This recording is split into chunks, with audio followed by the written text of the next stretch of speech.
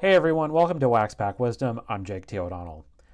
Today is February 1st, Saturday. I attended the Cranston RI Card Show. Now, this is one of the longest running card shows in North America. It's one of the longest, I believe it is the longest running charity card show in North America. I'm going to run some footage of from inside the show. And it was a really, really nice show and a nice time. It is predominantly vintage. Like almost entirely vintage. There was a few modern tables, but they had most everybody kind of in one room, and then there was like an auditorium area where they had this. They had it at a place called the Scottish Rite in Cranston, and they had a few people in the sort of bigger auditorium room, but most of the dealers were in this sort of smaller room that you're seeing some of the footage of. And it did get a little bit tough to walk around in there. I kind of wish that they had put more folks in the bigger room. There were dealers there that I have seen at Shriners, some that I have seen at recently at White Plains. So definitely a really nice mix, and some of the local dealers that I see at the local shows. So it was a good show. If you are after vintage, if you're after older stuff and interesting, diverse sets and things like that, really good show. So really glad that I went. It was about an hour and 20 drive for me, and it kind of snowed a little bit overnight last night. Driving in was fine, and I did make some purchases that I'm pretty happy about to fill in some areas of the PC. So so definitely, like I said, good show, and I'm going to show you what I did pick up. So before I get into the pickups, I wanted to mention that I ran into a frequent commenter on our channel. His handle is Brian Kane 759. He actually lives not too far from me, so I shout out to Brian. Thank you for coming up and saying hi. Thank you for your support of the channel. It's been really nice. The last few shows that I've been to locally, I've had at least one person come up to me and say that they recognize me from the channel and that they appreciate the work that we do here. And that was very nice. Brian said some very nice things about our channel, so we really appreciate that. If you see me at a show and you recognize me, feel free to come up and say hi. I don't bite, and I love talking cards with people. I love meeting people, and again, I want to reiterate and say thank you so much to Brian, and thank you to everybody who watches our channel, who subscribes. It's been very fun. Brian specifically mentioned like you're growing fast, and I think that we're really happy about the progress. And I'll take the opportunity again before I get into the cards.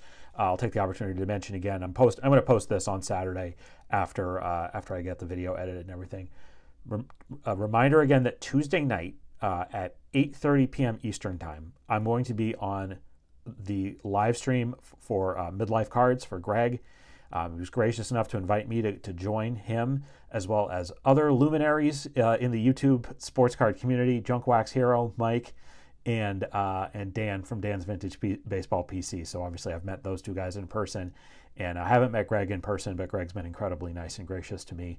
So I'm really looking forward to that. I will once again drop the link to the live stream in the description of this video so you can set a reminder so that you don't miss it. It's going to be a lot of fun. All right, so enough rambling. Let me get into the pickups. So I picked up, I'll kind of go in order of kind of least expensive to most expensive. And actually the last thing that I bought on the way out the door was I went into the auditorium area where there was a guy that was set up that had a lot of old wax, and he was looking to move a bunch of it. I probably could have bought more from him, but I ended up kind of just buying 3 packs that we'll open on the channel. Of course, I had to get an 89 Upper Deck pack, and as my continued quest for a Griffey rookie, I got this 87 Leaf pack.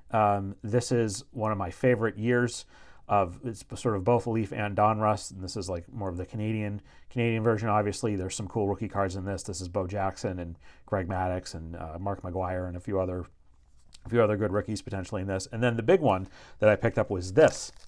You may recognize this if you're an old wax head like me. This is a 1983 Michigan Test pack. So Topps attempted to come out with a sort of this is like the new age pack. Obviously, this is what packs ended up kind of, once you get into the 90s, this is what they ended up using. They wanted them to be sort of tamper evident packs. And they only sold these in Michigan for a brief period of time. And then they went back to the wax and they didn't do these packs for a long time. So kind of cool. I don't think there's anything special about the cards, But I will say this, that usually, I went on eBay and looked after, and usually packs of 83, like these test packs, they can go for 35, 40 bucks. He only the guy, and I didn't get his name, but he only wanted $10 for this pack. And I got these 3 packs total for $25. So we'll have some fun. We'll definitely rip this one in a regular video, probably do a short for this one and probably a regular video for this one too. So some nice additions for Wax to open on the channel. Okay.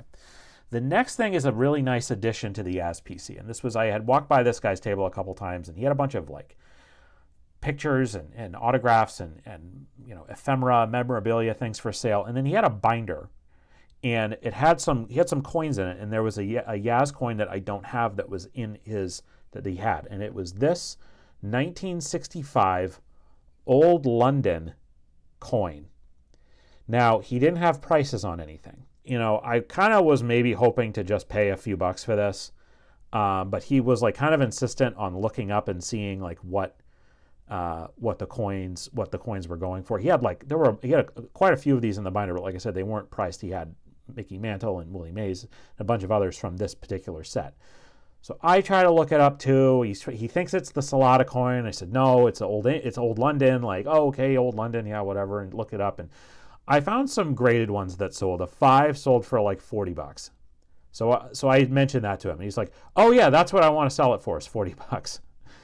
So I said, okay. So I could have haggled and gone back and forth with him, but I just ended up giving him the 40 bucks for this. It's probably, I don't know. I think these are more rare than some of the other ones. I don't even really know. Maybe I meant to do some research before I started this video, but this is maybe a little bit harder to find than some of the others, other coins of the era, and I didn't have this one. So I just paid him the 40 bucks for this coin.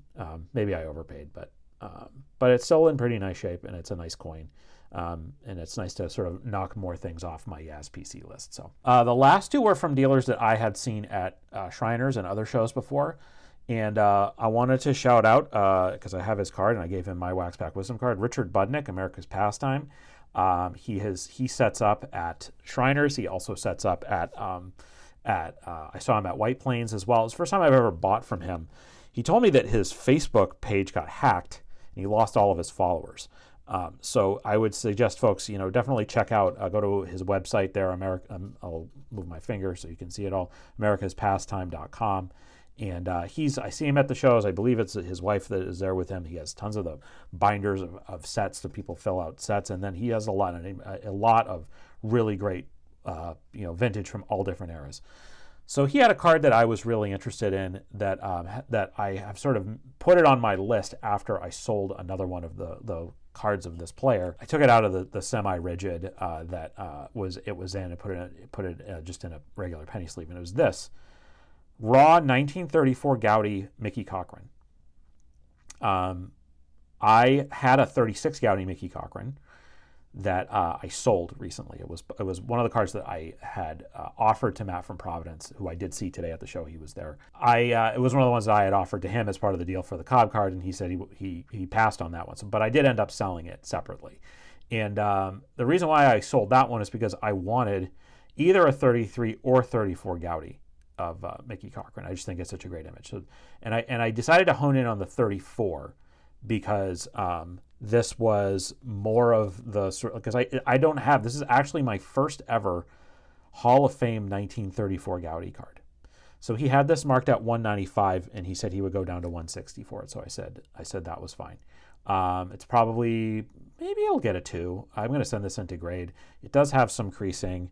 It does not super apparent. There's some like along the bottom here and then coming down, but this was when after he had gotten, I believe, traded from the A's to the Tigers, and he was the manager there. He had won multiple World Series with the A's, and he goes to the Tigers, and they win the World Series, I think, in 1935, right? The Cardinals won in 1934, I think, against the Tigers, and then they win the next year. And Mickey Cochrane is the MVP one of those years. So great catcher, one of the great all-time great catchers. One of the sort of more famous facts about him was that Mickey Mantle's dad named his son after Mickey Cochrane, who was, again, also he was from Massachusetts originally. And as it says here, he was born in Bridgewater, Mass., played football at Boston University, and started minor league baseball in 1923. So one of the great catchers of all time, and just a nice. So this one will stick in my PC for sure. Like I said, it'll go in my next SGC order. And again, shout out to Richard Budnick.